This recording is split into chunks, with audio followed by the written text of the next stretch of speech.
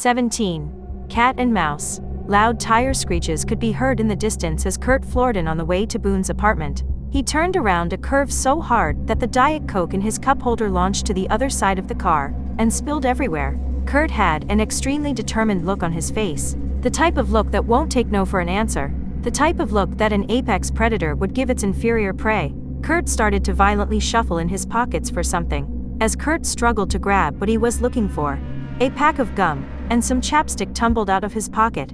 He eventually wrestled his walkie-talkie out of his pocket and began to speak into it. "This is Officer Maxwell speaking. We've got a code red. I'll need backup ASAP." There was no answer. "I repeat, we need backup ASAP." The other side of the line remained silent. "Damn." Kurt grunted and aggressively spiked the device underneath his seat. Kurt quickly grabbed a pen from his other pocket and started to click it impatiently. Goosebumps slowly arose on his arms due to the frigid Montana weather. As Kurt rolled the window up, he heard an alert from his car. "Fuel level LOW, read the dash." "Not now, damn it, not now," yelled Kurt as he slammed his hand on the wheel. His speed increased up to 80 miles per hour. "I'm gonna catch this bastard if it's the last thing I do," muttered Kurt. He grunted as the car violently zoomed over 2 speed bumps. The car was moving at such high speeds that the drive felt surreal, almost like he was driving slow. The force of gravity wasn't even pushing Kurt's body back with the speed of the car anymore. No, damn it, no. Kurt safely pulled the car to the side of the road before it completely shut off. For a moment there was a very loud, devastating silence. "Fuck," screamed Kurt before he quickly got out of the car. "I swear I'm not giving this up for the world," said Kurt as he slowly began to strut down the side of the road. 18. Hail Mary. Anaya sat alone in her room staring at the ceiling. All she could think of was Boone. His sweet smile, his charming eyes. She couldn't stop looking at their selfies together. Knowing how happy she was that she had finally found someone to share her moments with, she rolled over and slightly giggled to herself as she headed over to her vanity. As she played soft music, she curled her hair, applied makeup, and put on some cute lipstick. She then headed out the door and to the corner store to pick up a little gift. At the store she purchased all of Boone's favorite candies and drinks. She laughed to herself in excitement as she routed her GPS to Boone's apartment. The drive there was calm. She could feel the cool night air, but it wasn't too cold due to the puffer jacket she smartly put on beforehand. As she pulled into the parking garage, she noticed that Boone's car was absent. This was a little upsetting, but she figured she'd drop the treats off anyways. Once she reached Boone's doorstep, she gently set a small basket full of sodas and candies in front of it. She softly grinned to herself and admired the treats for a moment. Once she turned to walk away, all at once there was a big thud, and Anaya was on the floor looking at the hallway lights. "What the hell?" said Anaya in a sassy manner. "I am so sorry, ma'am," said a deep, gentle voice, as a very tan and defined hand reached out to help her up. It was an Asian-looking man with a buzz cut. He looked very thin and in shape. He wore a black vest that said police on the front in white. "My name is Kurt Maxwell. I'm with the local law enforcement team. Do you by chance know a Boone Darien?" "Oh gosh," she sighed, "he's my boyfriend. What on earth did he do?" "Well, you see, I'm actually his brother-in-law, and he's in a lot of trouble. You see, I found his fingerprints at a homicide crime scene not too far from here."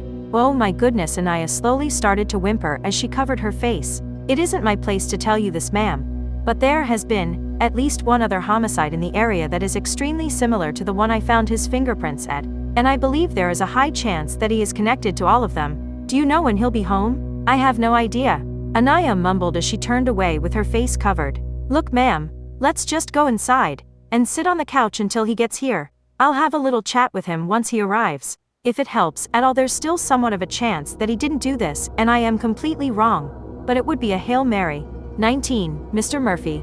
After what felt like hours of waiting, a slow, subtle knock at the door came. Kurt quickly held up his finger, shushing Anaya. As he slowly approached the door, his fingers were trembling as he reached for the door knob.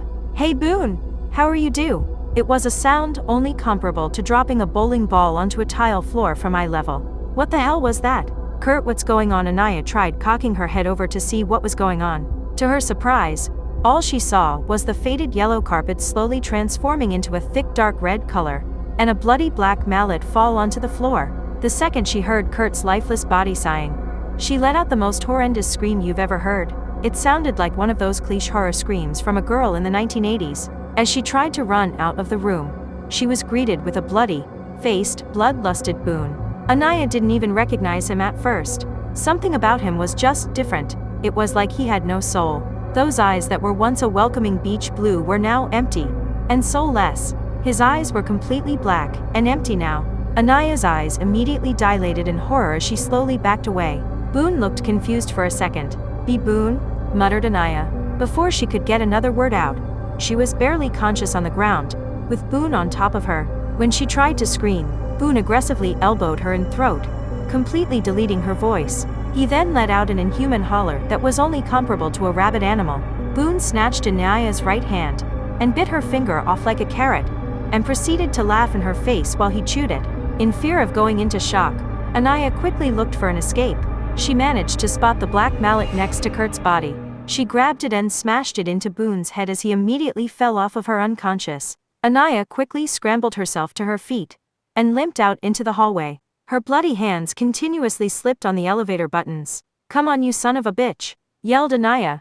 She eventually gave up on the elevator and opened the door to the fire escape stairs. Before she got an even chance to go down the stairs, an unstoppable force blasted her through the well hole of the stairs. As Anaya admired her final moments, she slowly closed her eyes and thought back to being a child. All the happy moments she was incredibly blessed to be able to enjoy. Although Anaya truly did live a happy life, was she proud of herself? Anaya was always unsure of that question, but the one thing that she was sure of in that moment was that the hands around her waist weren't a stranger's hands. Epilogue. Multiple bodies were found that day. That small town in Montana will never forget the events that took place. Many families are traumatized and fear to let loved ones walk the streets alone. Security in town is now higher than it has ever been. The town is coming together as a community to ensure that this never happens again.